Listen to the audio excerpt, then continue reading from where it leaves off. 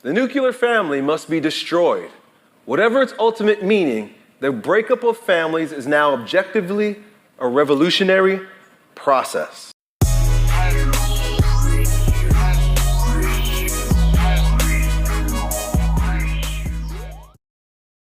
Everybody, welcome back to the second half of this video. Karen mentioned the Black Panther Party in a video. Oh God, thank you. And she was talking about the fact that they were fine with the agenda of the feminist movement. Mm-hmm. There is a documentary called Uncle Tom.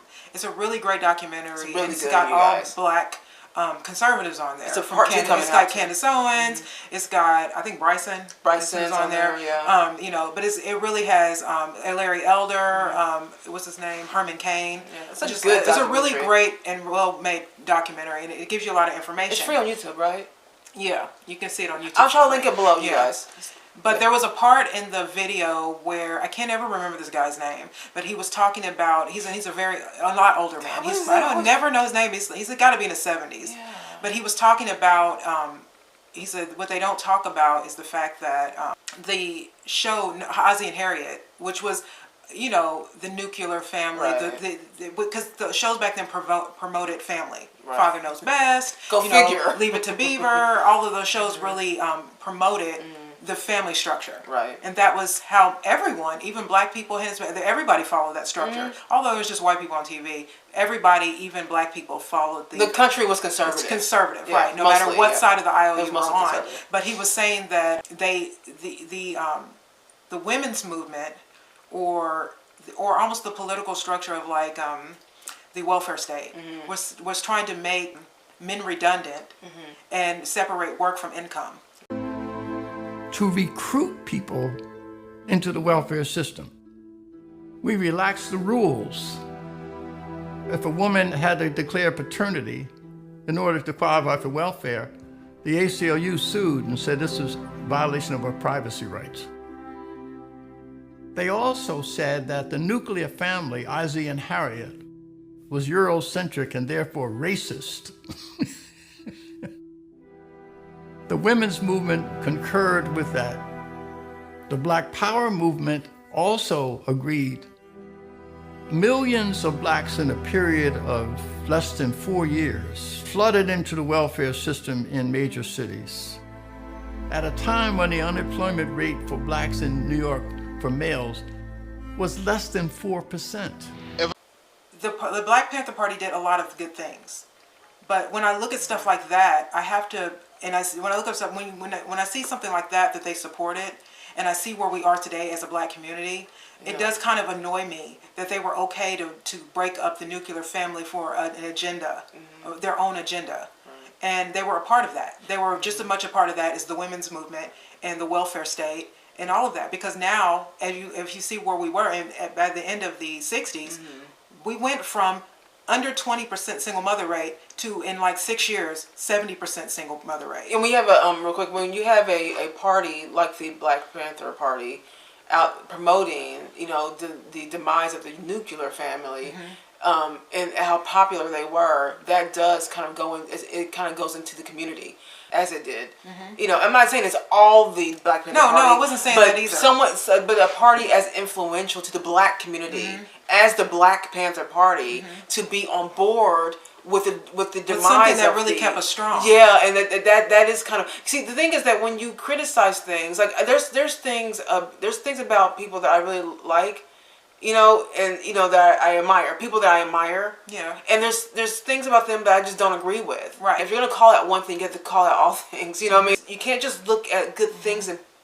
only, especially politically. You know what I mean? Especially these are political like parties. This is not, this is not emotional stuff. This is like political stuff that can change the way that we move in this world. And it did. And it did. And so we have to call out the fact they were on board with the feminists. The reason why, when I was watching Uncle Tom and I saw that part, it made a lot of sense to me because there is a Black Panther documentary that I actually really like. And it talks about Eldridge Cleaver, Kathleen Cleaver, Bobby Seale, and Huey Newton, and all the things that they did. But there was this one part in the documentary that I didn't like. And there was a part where they had the black women, because they even said, They said we realize black women are not, black women can be leaders too, and that they're just like men and they're equal to us. And I was like, I don't know about that. And then they had women standing there like soldiers with black on, afros, and assault rifles. And I thought to myself, it's a masculine mentality. I don't like that, because the way black women are today is almost a mirror of that image. Beyonce actually had that appearance. While she stood there in a leotard and a blonde wig. Because I'm a very nostalgic person. Actually, my favorite decade of all time is the 60s and the 70s. I don't know why, because I feel like it was probably the most destructive. It changed everything. It's the reason why we are the way we are today. But it introduced so much. It introduced so much. We were also in Vietnam, so there was a lot of war protest, and so I got it. But it's interesting. A lot of great music, a lot of great movies, and artists came out of those 2 decades. So I appreciate it for that. It's one of my favorite. But anytime I can see a documentary that's placed, especially like even I watched Woodstock and watched that, and that was crazy. You know what I mean? But anytime I get a chance to watch any of those documentaries, I'm always excited because I like that time period. But when I did see that part of the movie, I did disagree with them wholly, because I thought, no, women are supposed to be women, and you guys are supposed to protect us. Not saying that women at some point, if a man is not around, that we can't take a leadership role, or if our husbands or something are hurt or injured. We can't do that. But women are not supposed to be on the front lines. Yeah. You are. And so you're making it look like we don't have any kind of, like, you're making the feminist, you're making the point of the feminist movement, which broke up the nuclear family, which is right now, we have so many black people that can't even get along. Going into BLM is the same platform. The break up the nuclear family. That is in the platform. And they're Marxist trained. Yeah. And so we have to be, as black people, we have to really look up things before we just start marching in the streets for, ideologies that we don't really completely understand, that could actually harm us but look like they're helping us. It's a good conference with Elliot Hulse. I think his father was on there too. It was a really good men's conference, because he's basically showing young men a panel of men are showing young men how to be men. Yeah. Right? And I'm always on board for that. Yeah, I watched this whole thing. He actually had one with his dad. Yeah. Jesse Lee Peterson has been on there. Yeah. I think a lot of different men have been on. Like alpha males. Alpha males are trying to show, But anyways, he's just talking about this part where the feminist agenda, and I just want to put this up. Here are some quotes about feminism from some feminists. The complete destruction of the traditional marriage and the nuclear family is the revolutionary or utopian goal of feminism. Cultural Marxism. It's being fulfilled. Next. How will the family unit be destroyed?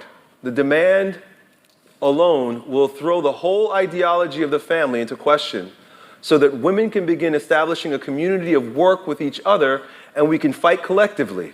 Women will feel freer to leave their husbands, those oppressors, and become economically independent, either through a job or through welfare. The subversion is so complete. Next. The nuclear family must be destroyed. Whatever its ultimate meaning, the breakup of families is now objectively a revolutionary process. I mean, that is incredible. Every time I see that, it's like, when the person sent it to me, I was like, what? Am I reading this right? I had to rewind. Like, it's like, oh man. And so when I see things like what you were mentioning, Black Lives Matter, like their mission statement, right? Yeah. Their platform, it originally did have, they were Marxists. And are aiming, Marxist trained. Are Marxist trained, and they're training to break up the nuclear family. Yeah, but they are 3 lesbians. Yeah. So they're not going to have the nuclear family. No. So that's why they don't care about breaking it up. Right. I mean, you know what I'm saying? That's the ideology. This has nothing to do with liking gay people or not liking gay people. But what it does show is that if someone doesn't have anything to lose, they don't care about breaking it up somebody else's life. Right. You understand? I think Tom Sowell once said, when people have nothing, people who chant the most are people who have nothing to really lose a lot of times. True. If you look at a lot of these crowds, if people that don't have anything to lose, like when you see rioting and looting and things like that, most of these people don't own businesses. Yeah. But the people that are breaking up black businesses, that they're also rioting and looting. And most people have jobs. Taking it right. So it's like, I am very cautious about just calling myself a feminist or calling myself a Black Lives Matter or wholeheartedly trying to be a part of something. They're manipulating that phrase, that tagline, that acronym. They're manipulating it. and framing it to where it looks like a good thing, but the actual organization is not. Right. Candace Owens did a video. She was like, "Y'all owe me." She said, "Black people, Owe me an y'all owe apology." me an apology because I'm going to look." Candace, about 3 years ago, about 3 years ago, she said this. She knew that this organization was corrupt. And she said it. and then everyone, oh my God, you're such a coon. You're the same old thing that we get. That's a coon and also. And I'm like, and then she came up and when they found out that they were stealing all these funds, getting all these homes and millions of dollars just funneled from the foundation to themselves. She was like, I told you. Because she saw something in the organization. Because it's George Soros funded. Yeah. The thing is, just like women's liberation, of course I want women to have rights. Yeah. Of course we don't want to be like Right. women in Saudi Arabia or whatever when they're getting hit in the middle of the street. Of course no woman wants to do that. And this never happened here. You know what I mean? That's not, even in the 20s. Women still had, in America, still had, rights. I mean, I'm not going to sit here and say that they didn't. They had rights. But that's the manipulation. Women's rights. Well, of course everybody's going to be for women's rights. But what do you mean? Right. You know what I'm saying?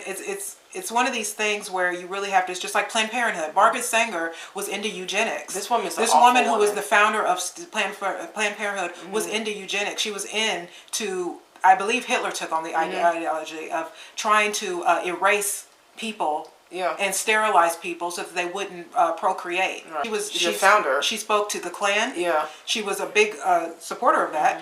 And now you look at the Planned Parenthood, and they're in like 70% of black communities. But we, as a community, have been stagnant at 13%. Right. So that number should have grown by now for black people. But we've been staying stagnant. Now, we have a woman here, and with her ideologies and getting it out there, trying to diminish a race through abortion.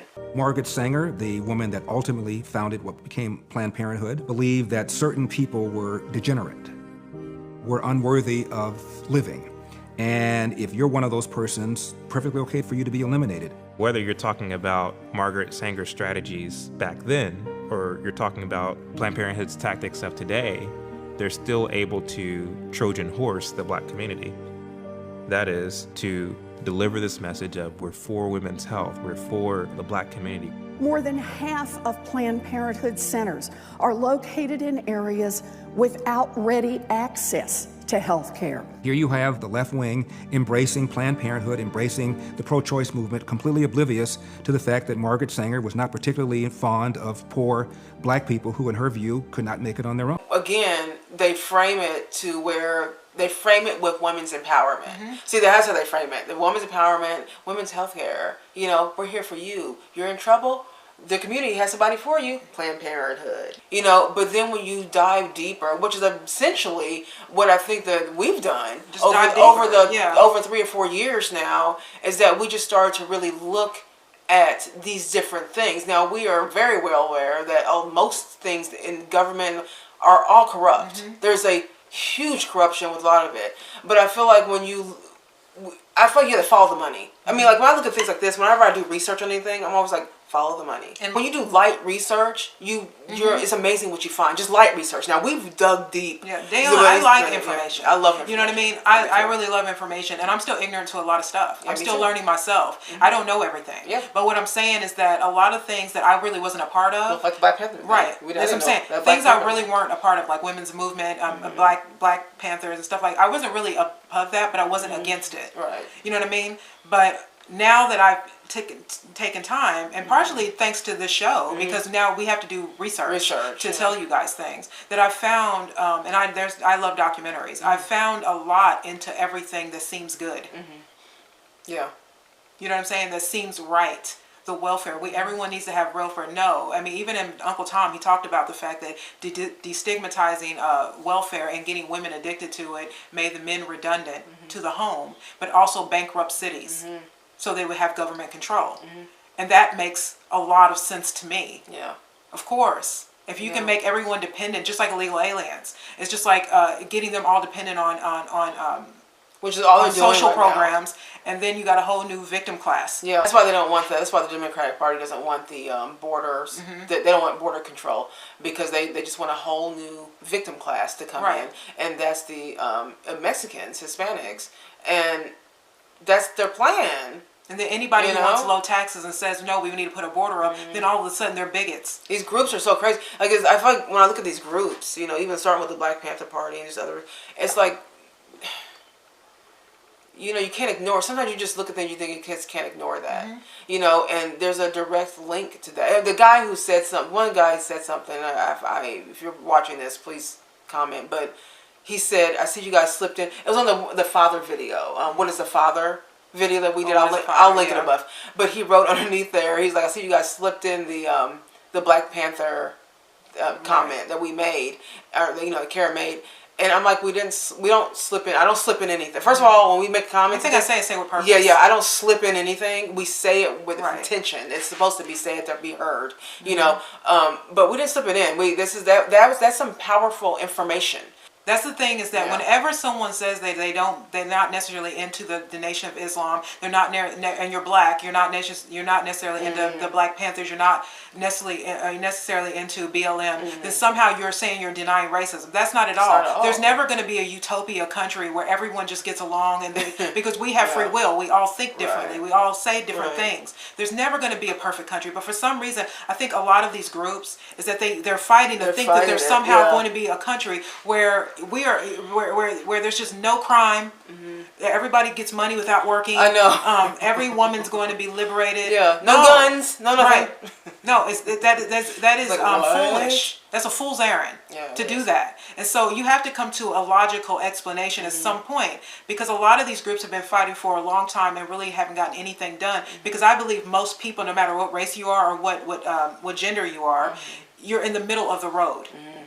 Because there aren't a lot of people who are KKK members. No. But there also aren't a lot of people who are going to sit around talking like the Black Panthers, or a lot of black people, even if they believe in like BLM or something, they don't believe all white people are out to get them. Right. You know what I mean? And so I think that you have to be, those extremist groups never get anywhere. Well, because when you become radicalized. Right. So whenever, I don't care what group you're in. I don't care even if it's a good group.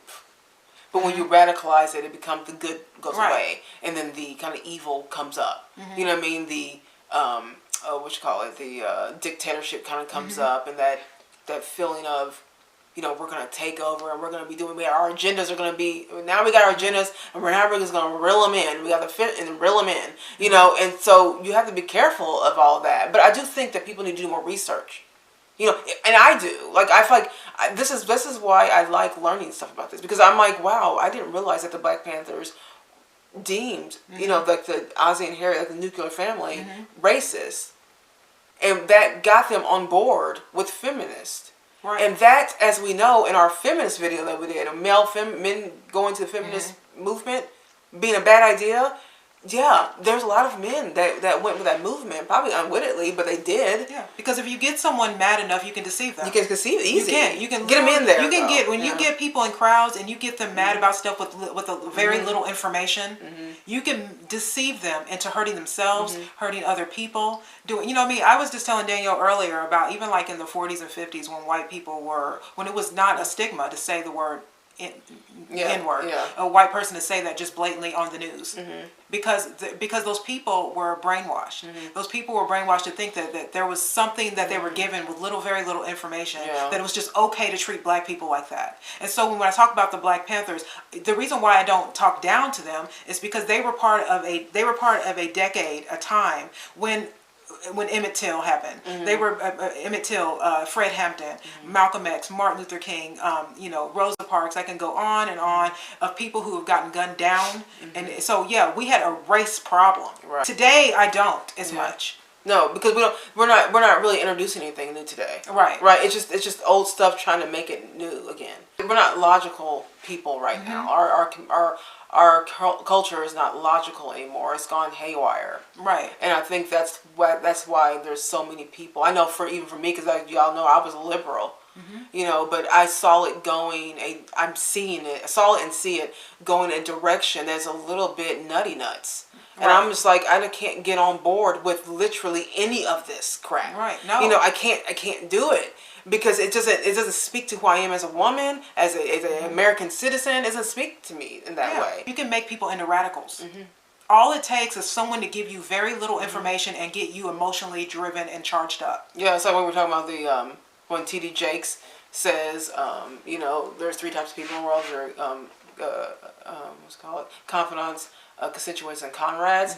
And the truth is that when you get involved in groups, really are like a comrade. He said a constituent is when you're with a group that's for what you are for. Yeah. And when you're with a group that is a comrade group, they're against what you're against.